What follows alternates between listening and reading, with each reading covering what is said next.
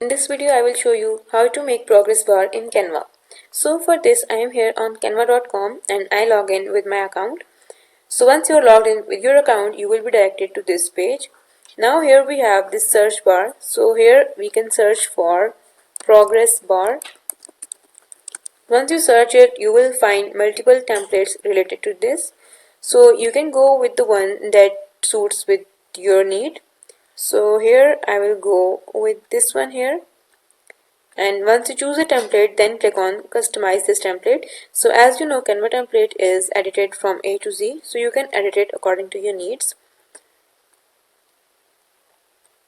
Okay, so now I can edit the text here. So I want to create a progress bar for how to grow on social media. So here you can edit the text, your content. So I will add your posts.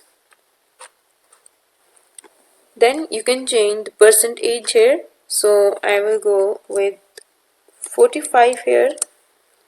In the same way, you can change from here. So it may be 25 and then this may be 50. In this way, you can create progress bar in Canva. If you found this video helpful, make sure to like the video and subscribe our channel.